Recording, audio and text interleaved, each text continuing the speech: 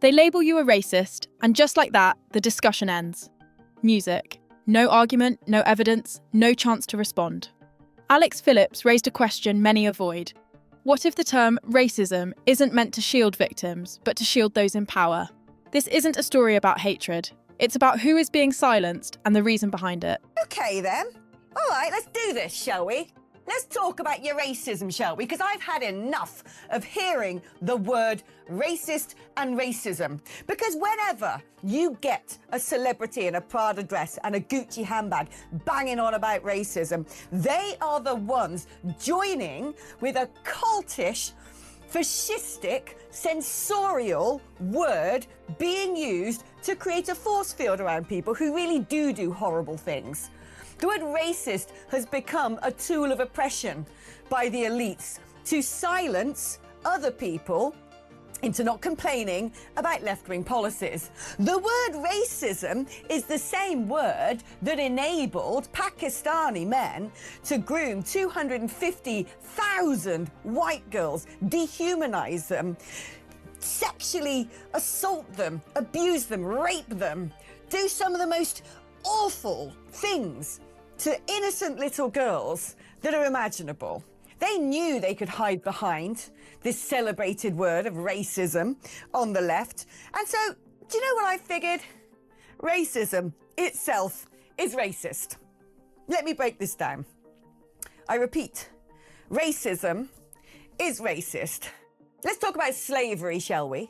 Because this is constantly used as the stick by which to bash the West. Things that happened 500 years ago, and yet there is slavery today, isn't there? Oh, there's plenty of it. It's thriving.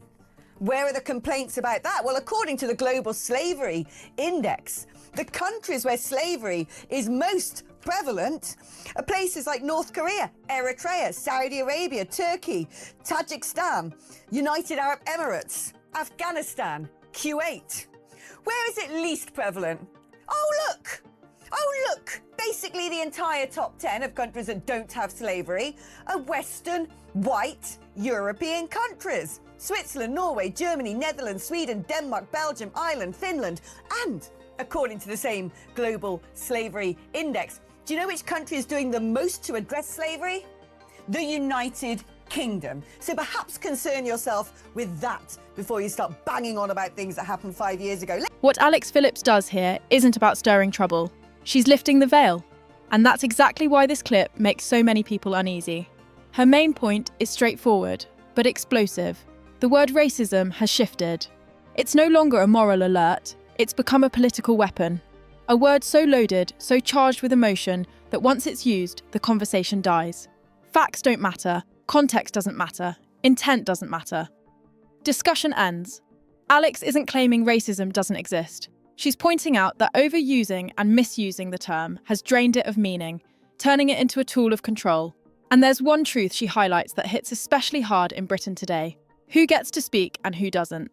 She exposes a familiar pattern. Celebrities, activists, and elites speak with unquestioned moral authority, while ordinary people are told to stay silent or risk being labelled. Music. Question a policy? Racist. Raise concerns? Racist. Demand accountability? Racist. The label becomes a shield, not for protecting victims, but for protecting narratives. This is where her argument takes a serious turn. When a society decides some topics are off limits, the real victims get ignored, real problems remain unaddressed, music, and people quickly learn that staying quiet feels safer than speaking honestly. Alex then tackles a difficult truth Britain has struggled with for years. Institutional fear of being called racist has sometimes stopped action, not because officials were unaware of wrongdoing, but because they were terrified of appearances. And that fear didn't protect communities, it failed them. Her focus isn't on race, it's on cowardice at the top and inconsistent morality. She questions why historical injustices are endlessly referenced, while contemporary wrongs elsewhere barely get noticed, why outrage is selective, why some inherit guilt while others evade responsibility. Then she flips the narrative. She points out that many Western countries, including the UK, are actively leading global efforts against modern slavery and exploitation. That doesn't erase the past, but it demands honesty about the present. At its core, Alex Phillips' message is this: Truth cannot survive in a society where certain questions are off limits. Calling everything racism doesn't fight racism. It dilutes the term, undermines real cases, and leaves genuine victims without credibility when it matters most. This isn't a speech about denial. It's about restoring meaning, music. About drawing a clear line between real concern and lazy accusations, music. About showing that moral authority doesn't come from shouting the loudest, but from being consistent, courageous, and honest. That's why this clip resonates.